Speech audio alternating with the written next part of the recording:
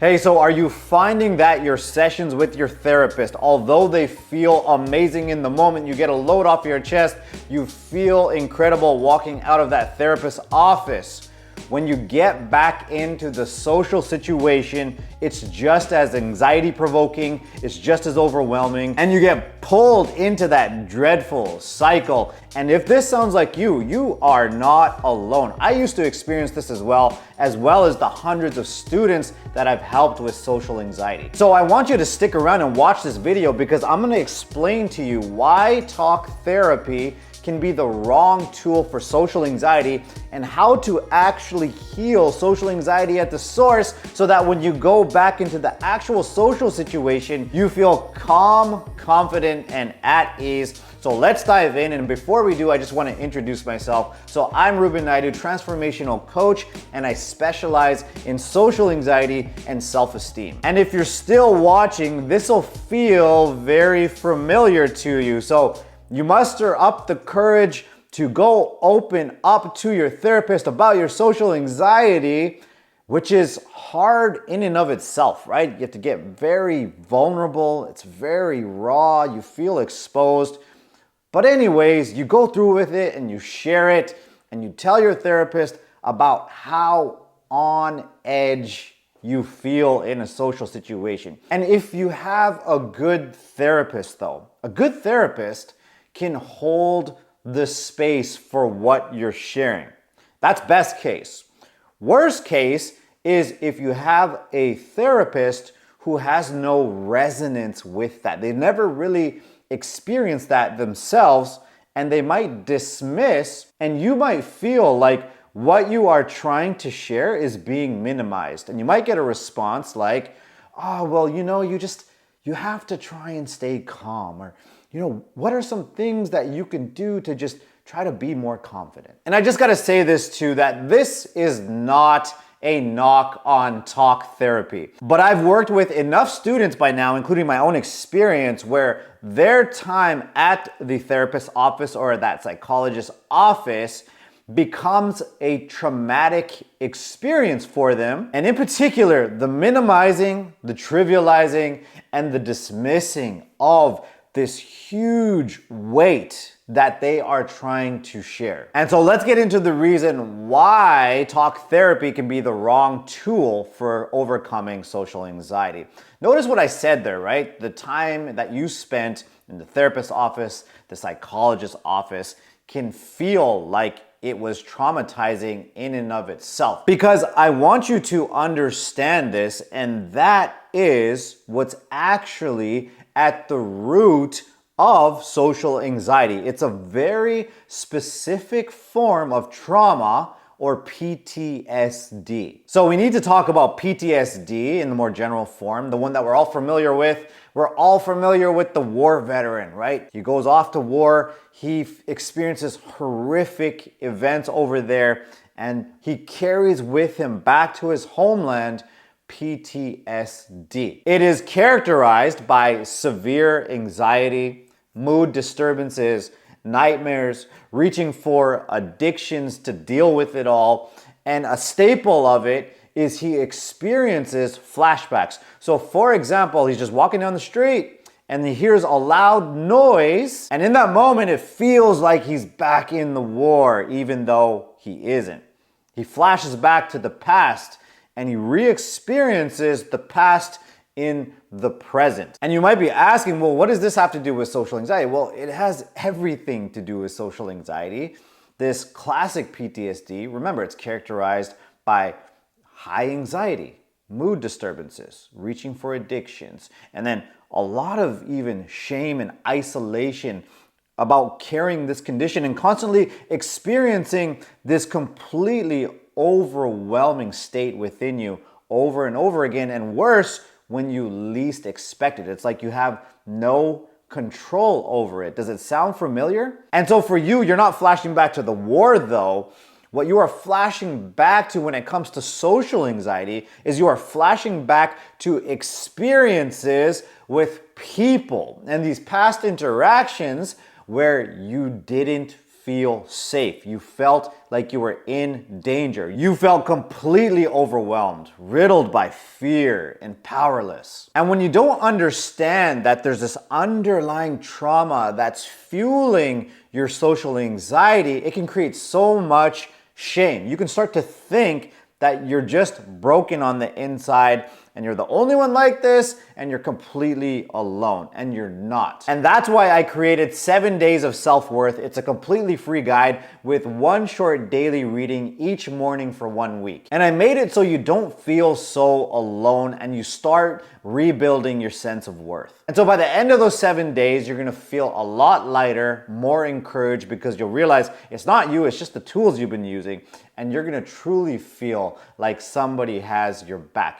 Yours truly here, okay? And again, it's super simple, it's quick, and it's free. So click the link in the description to grab your copy now. And so let's get back here, because I wanna walk you through the underlying mechanics happening within your mind and body that are happening within those social situations, so you can see for yourself very clearly, it's not you, I promise you. And that's my whole goal for this video, is to show you this. So let's show you it on a deeper level so you can see very specifically, very clearly, why that talk therapy hasn't reduced your anxiety levels within the social situations themselves just yet. Okay, so let's take a look at this here. Okay, and so I want to walk you through one of my students' experiences, my student Charles. We call it like a case study, right? Where essentially he would be in work meetings, and when he was in work meetings, because of his awareness at the time, this is how he would explain the problem. Okay, I just keep going blank when I'm on the spot. I keep going blank. I get flustered. I can't speak, and I just get way too nervous to actually perform what I need to perform in the work meeting. And so we're in a group coaching call, and I keep my groups very small for this reason, because things can get overwhelming very fast. But ultimately, Charles, he wanted to work on a triggering situation that happened at a party. And so we started working within the group. It was just me, Charles, one other student, okay? But even then, when he started to try to work on these issues that came up at the party, he started to go blank. He started to have the exact same experience that he was having in the work meetings. And so I noticed it, and I said, Charles, what's coming up? What's coming up? And he says, well, I could hear him stumbling and stammering and things. He says, well, I'm going blank and I'm feeling overwhelmed. And so I know these things. So I just pried a little further, and I said, are you feeling pressured like you're on the spot right now? It's a small, intimate group, but even then, right? Are you feeling like you're on the spot right now and feeling pressured, like the spotlight's kind of on you? And he said, yes. Okay. So it became this exact situation. Even the group coaching call became a mirror for his work meetings. And so when we started tracing the roots, and let's actually cover this first. He's aware of this. We're aware of this. You'll typically be aware of this. Okay, there's a work meeting. Here's you in the middle, and then here's your brain firing off the alarm, and you're feeling, completely dysregulated, anxious, overly nervous, etc., etc. And it sends you into this over here, fight or flight. Now, obviously, one of the symptoms is your mind going blank, among many other symptoms, right? But when we started to explore the roots of that defense mechanism going off, fight or flight, right? Mind going blank, we started to discover through his nervous system, okay, and this is what came through. When Charles was 6 years old, okay, so he's of Greek origin, he's born and raised in Philly. And when he was 6 years old, he went to go spend the summer with his grandparents in Greece, but he didn't know Greek. He's American, right? So he didn't know his language of origin. And I definitely know how that feels. It comes with its own set of problems, right? So anyways, so when Charles was over in Greece for the summer, he went to a summer school. And the summer school, they were only speaking Greek. But unfortunately, the teacher was a complete asshole. He's a bully. So what he would do, because he knew Charles didn't speak the language, He would keep pulling him up to the front of the class and get him to speak on the spot, to speak Greek, or to talk about the class ideas or class concepts in Greek, knowing he didn't know the language. And it was kind of like a thing like, hey, we're going to overpower this American and show him how we do it over here, kind of a thing, and kind of teach him a lesson here. And with that came the experience of complete overwhelm, complete powerlessness, feeling completely humiliated because all the Greek kids are laughing their heads off at him and the situation. And second of all, the person who's there, who's supposed to protect him, is the one inflicting damage, is the one bullying him. And think about how much terror, how powerless you feel. You're a 6-year-old, you're across the country, or you're across the world in another country, you don't know the language, and you're being humiliated in front of this class by the teacher. Okay? So that's number one, is we had to raise Charles's awareness. Because this diagram here, this circuit, there's a lot more to the picture as you're starting to see, right? Because look over here. Let's say this is Charles, and it's not just people throwing stuff at him, but just bear with me here. There's a situation that happened and how your subconscious mind stores that experience. It stores it with a feeling tone, okay? So now we know that what's actually coming up when he's put on the spot in front of a group of people and he's got this performance thing, this performance anxiety coming up, it's pulling on this subconscious memory that's stored. Look at the feeling tones that can be stored. All the way up here are, they can be neutral and they can be positive, but down here, look at this. Overwhelmed, fear, powerlessness, shame, these different feelings over here, they get stored along with that memory, that experience within Charles's subconscious memory. So let's take a look at the circuit again, because I want you to really understand this, okay? Now look at the circuit. Okay, and so for you, whatever the situation, let's just keep going with Charles here. Now it's the work meetings or even on the coaching call, right? It's just the situation, his nervous system can't tell the difference. It just fires off, okay? But what's it firing off? It's flashing back. Remember, it's flashing back to those memories or those experiences when he was in Greece, when he was in front of the class. And remember, your subconscious mind, it stores that experience with the feeling tone. For him, look at this: fear, powerlessness, completely overwhelmed in that moment. And what that does is that is the input. It's like the gas for that fight or flight system. The more traumatic or the more overwhelming the experience, the more intense you are going to go into fight or flight in your current experience or the external situation that you're in, that your nervous system thinks is the same situation according to your past, okay? Now, I want to ask you here, because remember, we're talking about using the right tool, okay? And say when you go to talk therapy, right? And you say, well, I'm in work meetings and I get overwhelmed, right? Charles would do this. I go to these work meetings, I'm overwhelmed, I get anxious, and I get this and I get that. Okay, well, try to stay calm. Okay, well, try to breathe a little bit. Okay, but are you starting to see, look at how much is happening underneath the surface. Look at this experience that is still churning, that's still really live in Charles's nervous system that hasn't been processed and dealt with.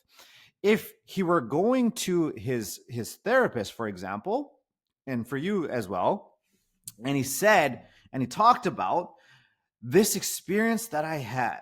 I go into this work meeting, and let's say he was able to deepen his self-awareness and actually see where the roots were coming from. And he went to his therapist and he said, I had this experience where I went to Greece for the summer and I was in the summer school. And he completely processed through how powerless, how much terror, how much fear he was in that moment. Like he was completely trapped and couldn't get out, nowhere to go. Okay, if he processed through that, that would at least be 50% better, because this way, at least he's actually starting to solve the right problem. All right. And how it works though with your nervous system, when you learn how to work with your nervous system, when you learn how to release and discharge emotions that are trapped within your nervous system, that are tied to certain experiences that are being brought up by certain external situations, they don't need to be stored in your subconscious with the same feeling tone. They can get more neutral. Okay. So these memories, and this is just an example over here. Let me just show you this real quick. So this is basically like, for example, let's say it's an authority figure. You have this like really strong reaction to an authority figure, okay? And it flashes back to this kind of situation over here. So these memories or these experiences that you have within your subconscious, when you learn how to work with your body and discharge them, so they're not stored with such intense emotions, you can neutralize them, or at least lower the intensity of it. Okay. And then when that happens, I want you to look at this. Okay. And this is how Charles was able to find his power within work meetings. Okay. That's when he was able to find his expressions. That's when he was able to perform at his best. Is, look, it's the same external situation. And you're human. You can't decide what gets pulled up in your subconscious. You're a walking memory bank. You're a walking store of these old stories that you have in your subconscious. You can't decide. You're not God. You can't decide when it gets pulled up. But when something does get pulled up, look, it's a performance situation in front of a group. It flashes back to a performance situation in front of the group. But look, the feeling tone is shifted. So when that feeling tone gets pulled up, there's not so much gas on that fight or flight. And when there's not so much gas on that fight or flight, his mind no longer needs to go blank. He no longer needs to re-experience that trauma within his body. Then again, remember, he doesn't have to go into the spiral, the low moods. Then I'm going to reach for addictions. I'm going to spiral out of control. Then I'm going to start beating up on myself because I feel like there's something wrong with me and I'm broken on the inside and can't even just perform a simple work task. Okay, so I really hope that this shows you're not at the end of your rope. There's so much more work you can do. You can take this levels and levels and levels deeper. So one, are you having the right conversation? Are you dealing with the actual problem?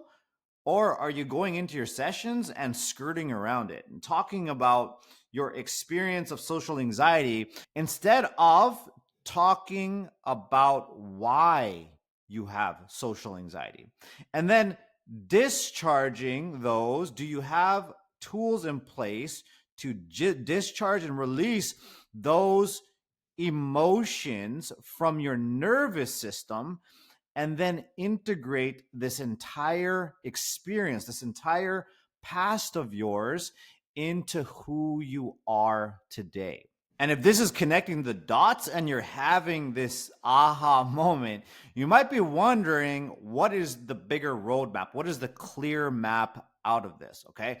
And so what I've done is I've created a free masterclass for you. And in that masterclass, I take you through my framework, my 3-step process to take you from anxious and self-critical and stuck in your head to calm, confident, and free to be yourself. And by the end, you'll know the path to reduce your social anxiety, rebuild your sense of worth, and actually feel proud of who you are. And again, it's totally free. So I want you to keep this momentum going. I want you to take this hopefulness and this encouragement that you're feeling, and I want you to turn it into absolute certainty and look at this complete roadmap. So you can see it's not you, it's the tools that you've been using that you are not alone by any means, nor do you have to do this alone. So make sure you click the link below the video. It'll be either up here or it'll be linked in the description below. Jump on that right now, take yourself some good notes, enjoy, and I will see you in the masterclass.